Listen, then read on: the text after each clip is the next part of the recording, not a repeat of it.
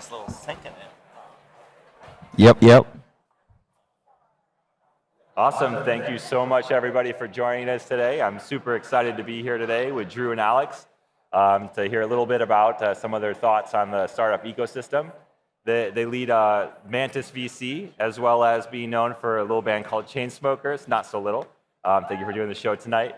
And we're really going to go dive right into it. So the first question I really have for you guys is you kind of take a look at the startups that you interact with and what you look for in terms of measuring success and opportunity. What are some of the things that you kind of pay attention to as people are kind of growing their company from scratch? I mean, so many different things. By the way, this is probably news to you guys that we have a venture fund. We've been investing out of this fund for several years now. Actually, just about to launch our fourth fund, and we absolutely love technology and startups and entrepreneurship. So it's very cool to be here with everybody. As far as what we look for, I mean, there's a number of different things that I think we think about. We invest at the early stage, so generally there's not a lot of empirical evidence at this stage of a business. So we're really investing in the people. And I think that, I've learned this over the last, 12 years since we wrote our first check, that it's always about the people. We cared, deeply about investing in, mission-driven founders or teams that, believe, in an idea of where they think the world is heading. And, we've also invested in teams that have been wrong about where that vision is going. But generally speaking, if we've invested in the right people, the right outcome generally ends up happening. So I'd say that's where we'll start. Yeah. Makes a ton of sense. Yeah. And I think one of the things which we're seeing a lot is the leverage that one company can have can just be so massive now with this idea of coding agents, AI agents surrounding and supporting everybody. So I'm not sure as you guys go look out and what you see in the industry, are you seeing this type of idea of like one person driving, a business that does $1 billion of revenue, or 10 people driving a business that drives $1 billion of revenue? Does that seem like something that's realistic or makes sense to you, or kind of what traits do you think could enable something like that? Yeah, for sure. We are definitely. Oh, what's up? I should have done the 1, 2, 3. Put your hands up, or I usually do that at our shows. Usually gets okay. Cool. We got a full house. All right, great. We were definitely seeing people have the ability to scale a lot faster. We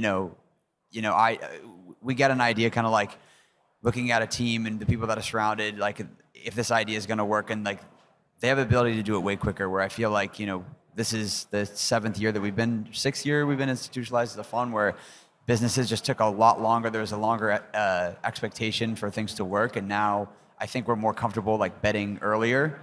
Because we know that people can do a lot more with a lot less way quicker.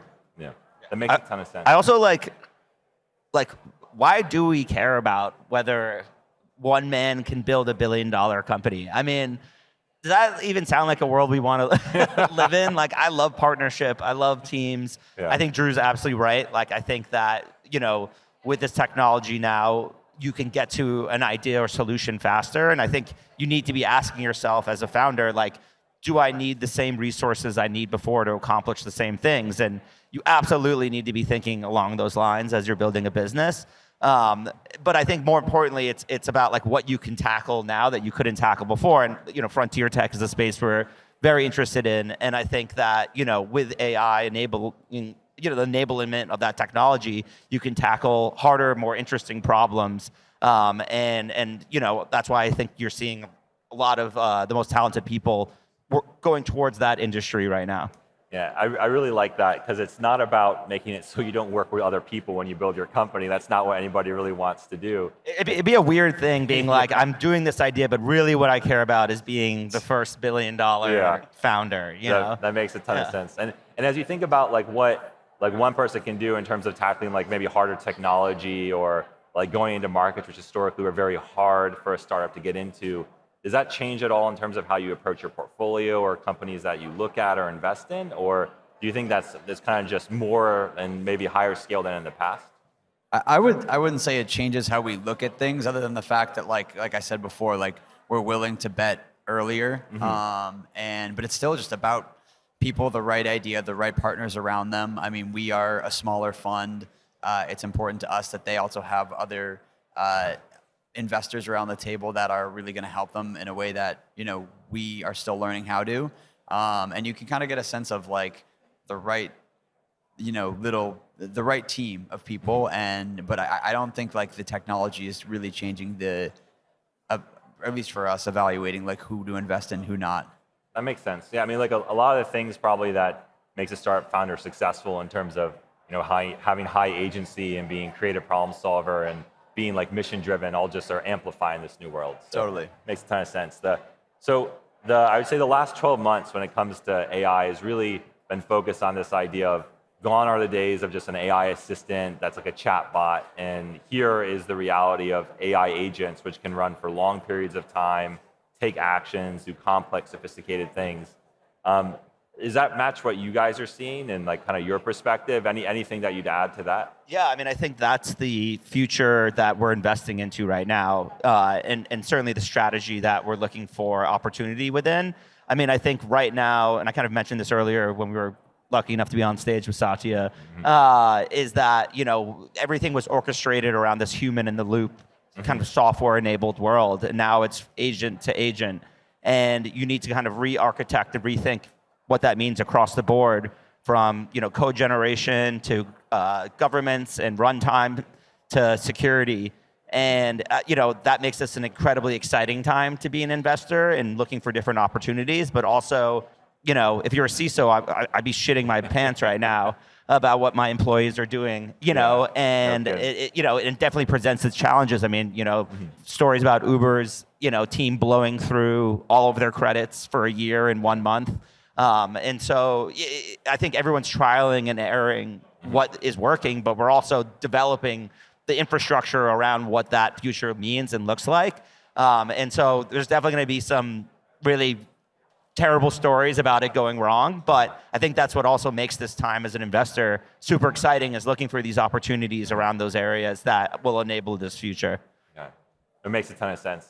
And I mean, maybe a little more personally, is there any like AI tool that you couldn't live without? Maybe something that's more agentic than in the last couple of years? I mean, yeah. I think it's funny because I was thinking about this the other day, and I have to believe right now that AI, there's so much more writing being put out into the world with AI. Because like I used to, be able to read through my news and feel like I confidently had a pretty good grip on what was going on today or this week. And now it's just like, holy moly, there's so much shit every day. And so I'm summarizing the hell out of all this stuff. And that's really helpful. And of course, I'm not like the most technically skilled investor out there. So from a research standpoint, it's really helpful to dig into these companies and these ideas and walk away feeling like I have a really grounded understanding of what the problem is or what the space looks like. And so that's super helpful. But I know, you probably have a different answer. No, I was just thinking like the differentiate, like, because obviously half of our job is investing, half of our job is music. On the music side, we don't use AI at all. Not that we wouldn't, it's not part of our workflow, and we love making music the way that we make it. But yeah, I agree with everything he said from terms of like summarization and productivity and being able to understand things that I didn't have the time to read or are way more complex than my DJ brain can handle. So. I'm definitely using to explain this to me like I'm a kid, and it's always a lemonade stand. But also you use the word Drew used the word workflow, which I think is really interesting. I mean, in our fund we do it is the intelligence layer is powered by Palantir, which is pretty cool as a fund of our size to have that technology. And it's super helpful for diligence and pulling in all the different things our colleagues are working on and investing in the updates. But it only works if the workflow is built into the way we work versus the way that it was built and designed for. So I think that goes back to the kind of the last question, which is how do we make this stuff work for us versus the other way around? Makes a ton of sense. And one of the big things at Microsoft we're very focused on is how do you bring AI to places people already spend their time today, so you don't have to learn a new tool or a new approach. And I think there's this big debate about what happens as AI does more of jobs and things like that. And I think your example was a great one.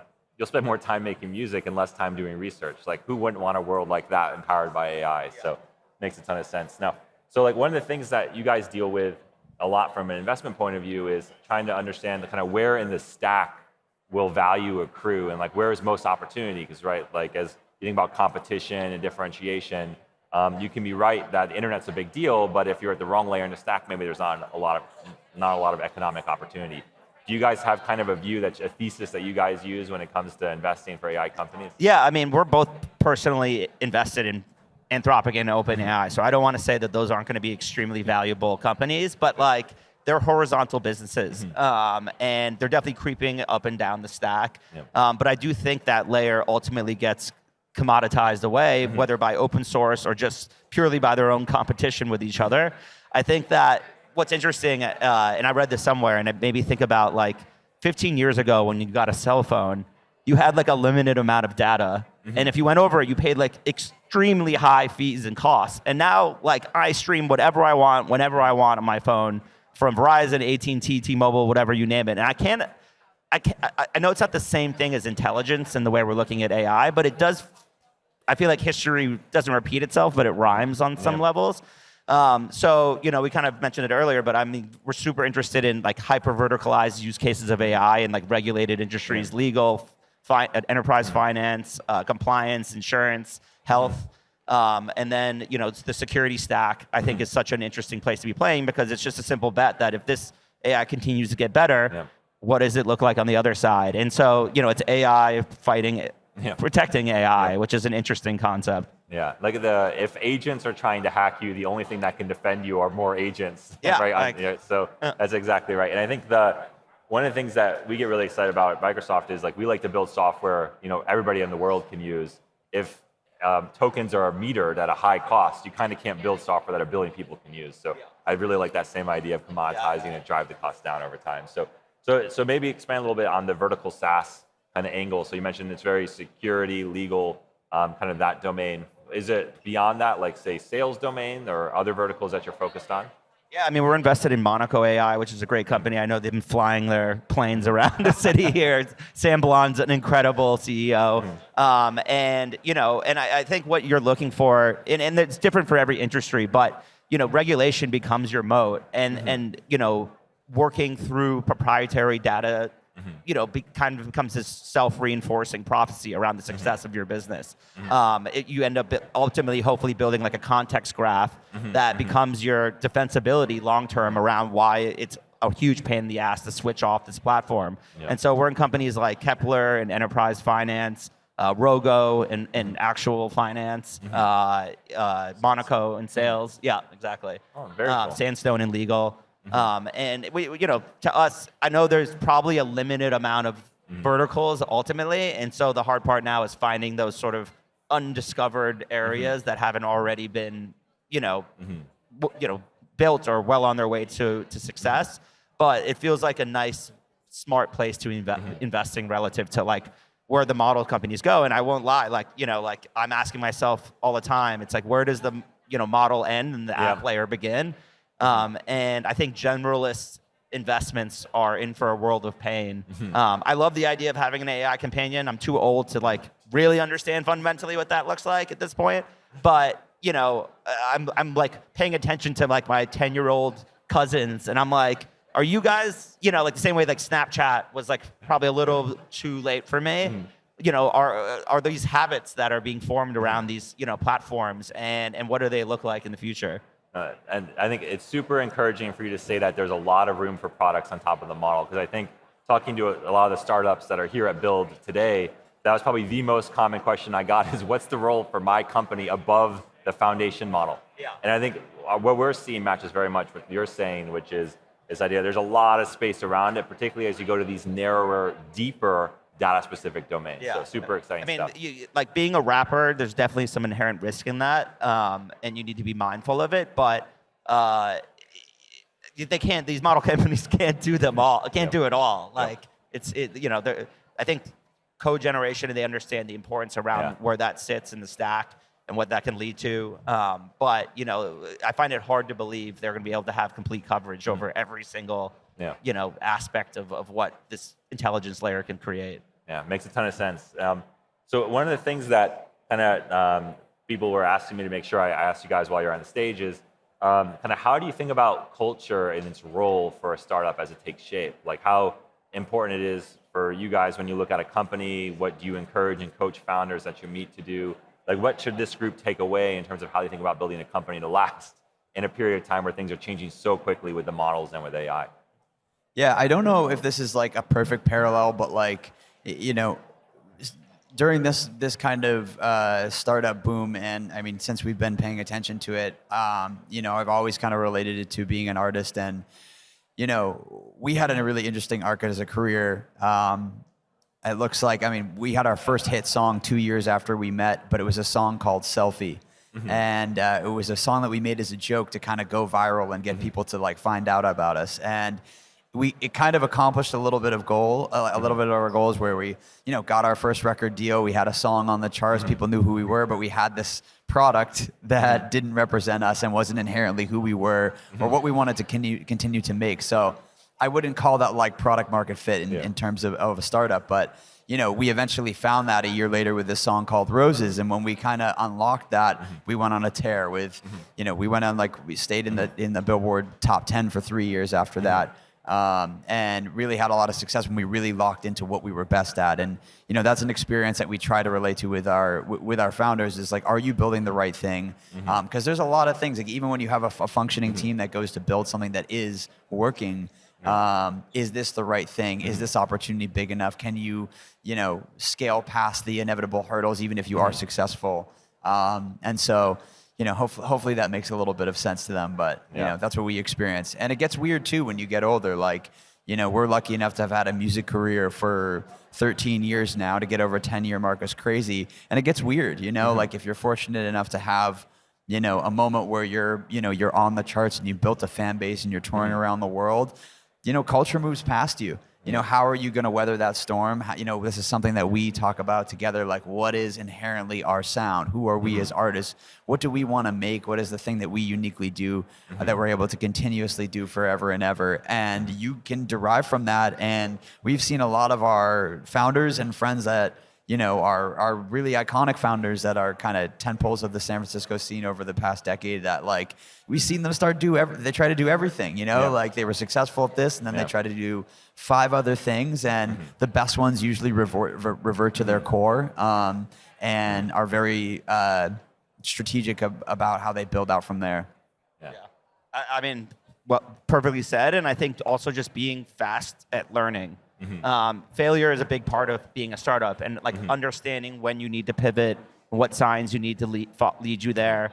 But you know, I think the worst thing people can do is just be opportunistic about AI right now and what they want to build. I mean, the other day I was out at dinner with my girlfriend and she was complaining about the outfit she ultimately selected. And I went home and like Claude coded an app that she like submits her outfit into now, and then like pops out a grade whether it's appropriate for the weather and the occasion we're doing. And that was just a joke, you know what I mean? So like we can truly build and do anything, you know, right now. And so I think being intentional, and you know, one of the big main qualities that we look for as investors is like, what can you build a cult following around what you're trying to do? And usually in order to do that, you have to be so intentional and obsessed with the thing that you're working on. And I think, you know, you're going to get, you know, it's not a straight line, and there's going to be a lot of highs and lows. And so make sure, you know, the thing you're focused and working towards is something you really care about deeply. Makes a ton of sense. And if you just had a one sentence to say what you're most optimistic about with tech and AI, what would it be? Finish this off. Claude coding, outfit apps. Come on. Most optimistic about. Most optimistic.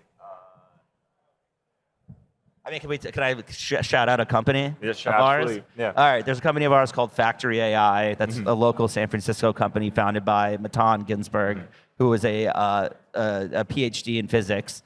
He cold emailed 𝗦𝗽𝗀𝗃𝗁𝗃, who then convinced him to go start this company, and they just raised a $1.5 billion at a $1.5 billion valuation. And they work in droids and code gen. And what I admire about him is that they built for where AI is going, not for where it is right now. And I think that's how everyone should be thinking about it. You shouldn't be building for what this technology is doing right now. You need to be thinking about what it could be doing in 3 or 4 years from now. And there was 2 or 3 years since we invested where I was like, is this guy right? You know what I mean? Like Cognition and Cursor and all these other companies were making serious moves. And then the market just shifted directly to where this agentic future is going, and they are off to the races. And it's very cool for me to be a part, for us to be a part of a company like that. That's awesome. Thank you so much again for being here today. Thanks, Drew. Thanks, everybody. Thanks, y'all. I say join him at 6 o'clock for the show later tonight. Did we surprise you guys? Did this blow your fucking minds? Yeah.